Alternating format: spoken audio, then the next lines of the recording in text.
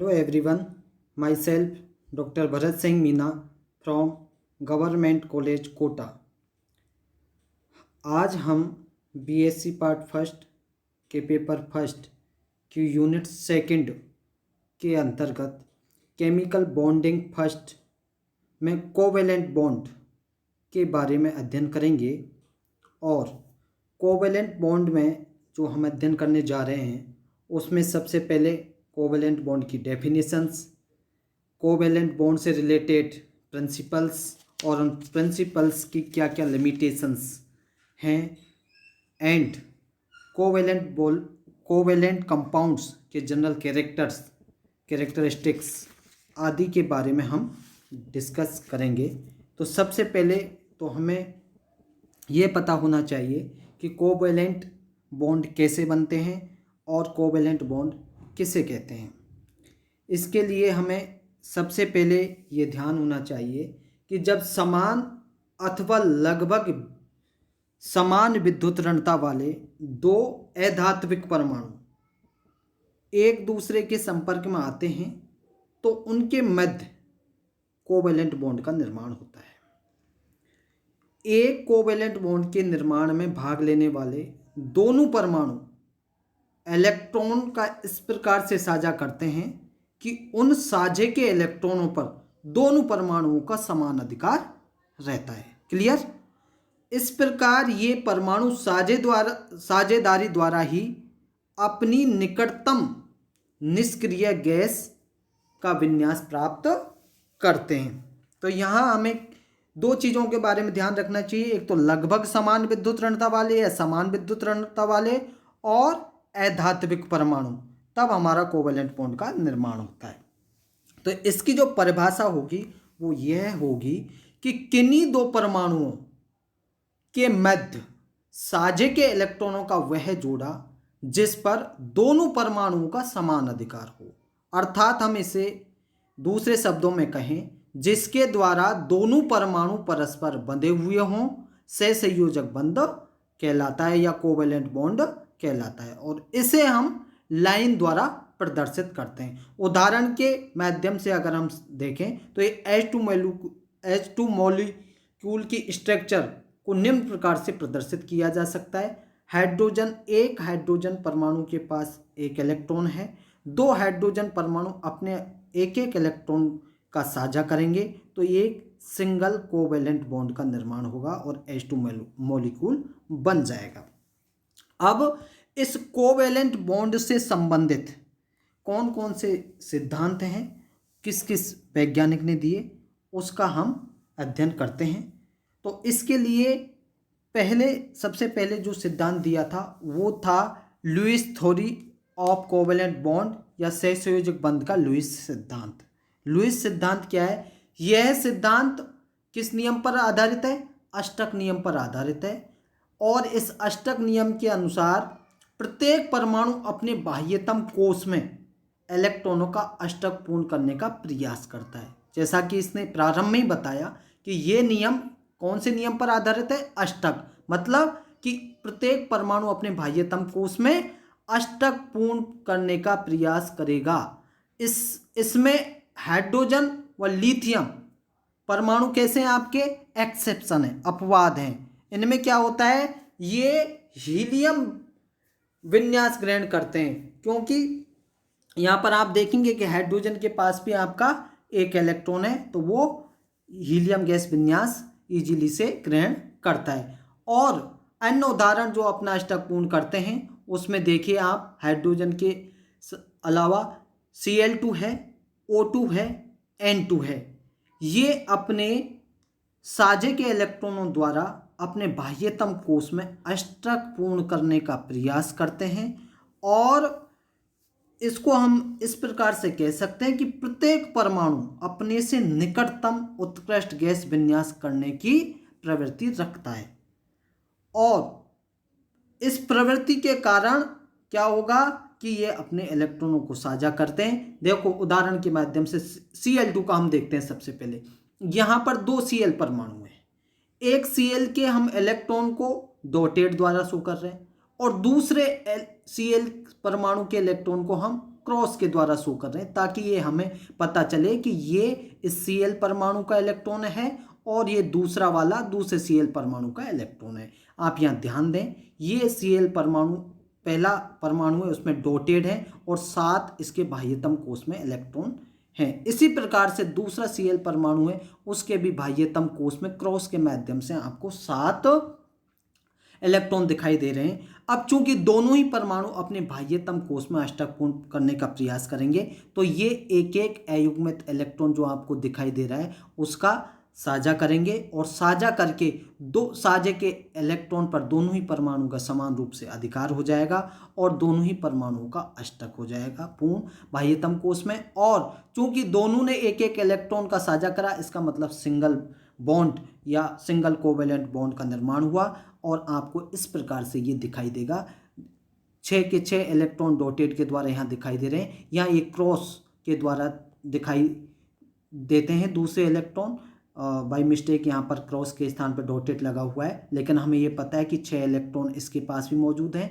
और जो एक सिंगल लाइन है अर्थात सिंगल कोवेलेंट बॉन्ड है, इसमें 2 इलेक्ट्रॉन है और दोनों ही इलेक्ट्रॉन पर दोनों परमाणु का समान रूप से अधिकार होने के कारण दोनों ही अपने बाह्यतम कोश में अष्टक पूर्ण करते हैं, एक Cl2 अणु का निर्माण करते हैं। इसी प्रकार से अगर ऑक्सीजन का भी उदाहरण लें तो ऑक्सीजन में भी आपको इसी प्रकार से दिखाई देगा, और नाइट्रोजन का भी उदाहरण लें तो नाइट्रोजन में भी हाँ अंतर इतना आएगा कि ऑक्सीजन के बाह्यतम कोश में आपको 6 इलेक्ट्रॉन हैं और नाइट्रोजन के बाह्यतम कोश में 5 इलेक्ट्रॉन हैं। अष्टक पूर्ण करने के लिए ऑक्सीजन को चूंकि 6 इलेक्ट्रॉन है तो दो इलेक्ट्रॉन की आवश्यकता पड़ेगी, तो दोनों ही ऑक्सीजन परमाणु एक एक इलेक्ट्रॉन का साझा करेंगे, अर्थात 2 इलेक्ट्रॉन का साझा करके अपना डबल बॉन्ड बनाएंगे और अपने अपने बाह्यतम कोश में अष्टक पूर्ण करेंगे। इसी प्रकार से नाइट्रोजन के बाह्यतम कोश में 3 इलेक्ट्रॉन होने के कारण ये प्रत्येक परमाणु अपने 3 इलेक्ट्रॉन का साझा करके ट्रिपल कोवेलेंट बॉन्ड बनाएगा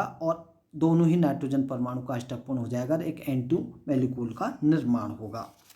ये तो आपके किस प्रकार की थी, क्योंकि समान विद्युत ऋणता थी इनमें। क्लोरीन, दोनों क्लोरीन समान परमाणु है, विद्युत ऋणता समान है। ऑक्सीजन में भी समान परमाणु है, विद्युत ऋणता भी समान है, और नाइट्रोजन में भी समान है। इसलिए हम आप देखेंगे कि इस प्रकार के जो बॉन्ड बनते हैं, जिसमें आपको इस प्रकार से जैसे आपका ये Cl के मध्य बॉन्ड बना, जैसे ये Cl और Cl के मध्य अगर आपका बॉन्ड बन रहा है तो आप देखेंगे ये Cl2 के रूप में Cl2 मॉलिक्यूल बन गया।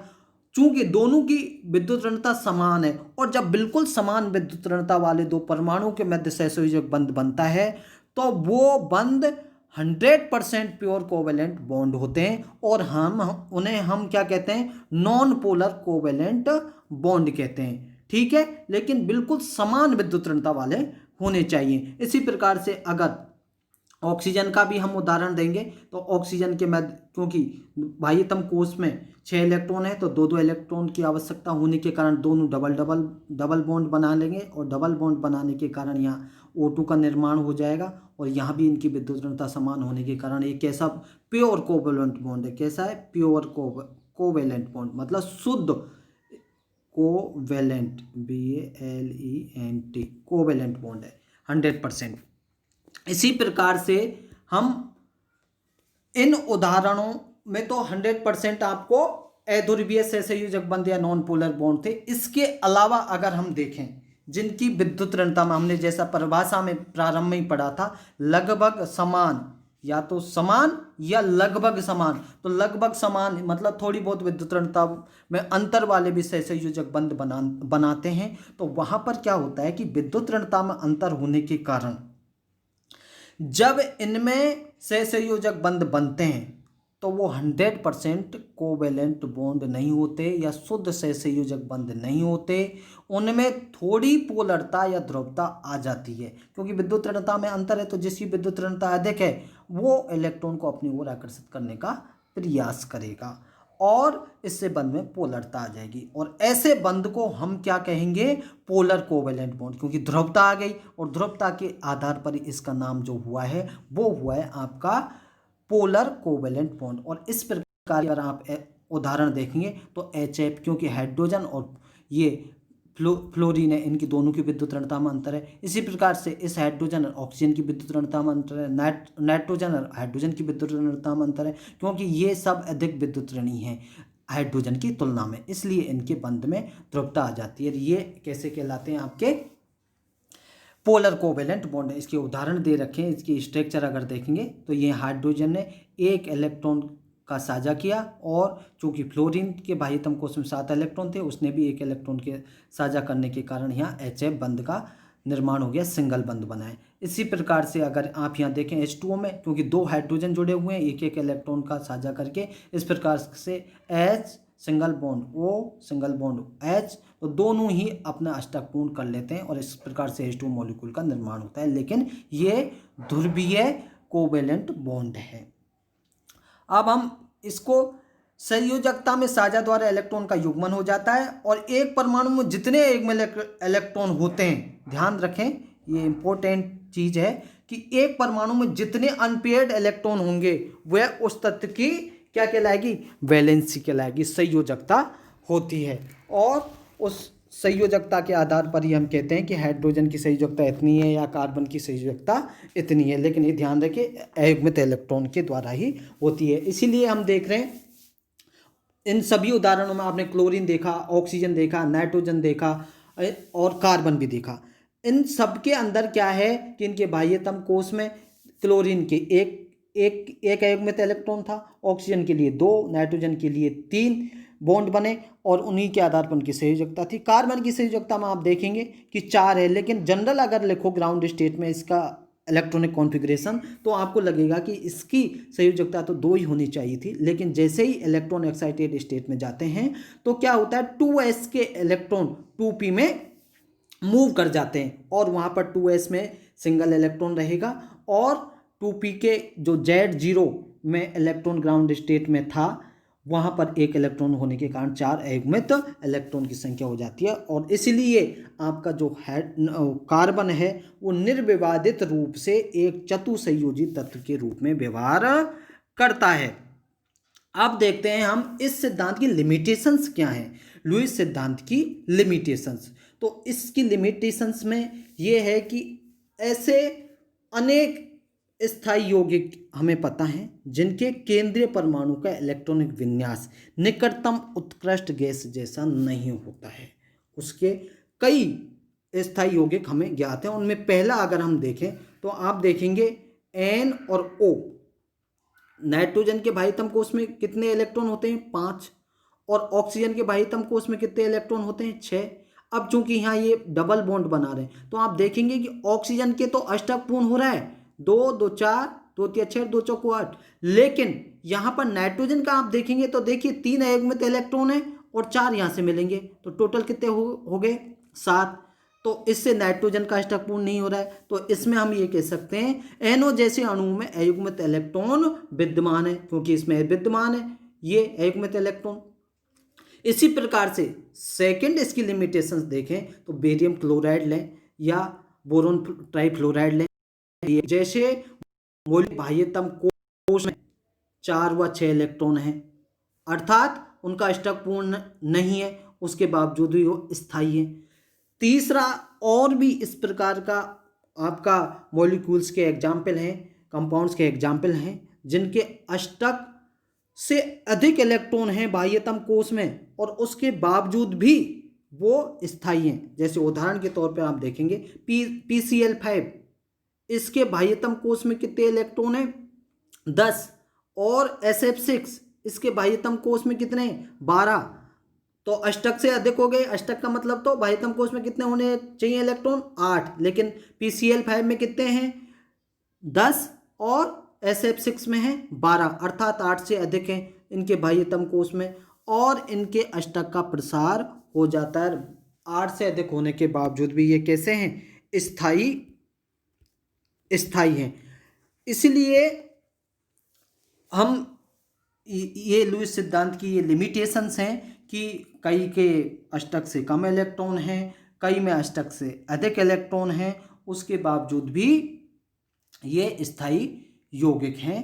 कैसे हैं? ये इसकी सीमाएं हैं, इसके बारे में ये बता नहीं पाए थे। और अब हम जो नेक्स्ट व्याख्यान में पढ़ेंगे वो पढ़ेंगे हम सहसंयोजक यौगिकों के सामान्य character, general characteristics of covalent bonds. General characteristics of covalent bond में क्या होता है, इसकी अवस्था के बारे में हम पढ़ेंगे। भौतिक अवस्था क्या होती है, क्रिस्टल संरचना क्या होती है, गलनांक क्वथनांक क्या होते हैं, वोलेसिटी क्या होती है, वोलाटिलिटी क्या होती है, वाष्पशीलता, सोल्यूबिलिटी, और आपके electric conductance, chemical reactivity and isomerism. ये कोवेलेंट कंपाउंड्स के जनरल कैरेक्टरिस्टिक्स हैं। इनका हम डिटेल से कल अध्ययन करेंगे। Thank you.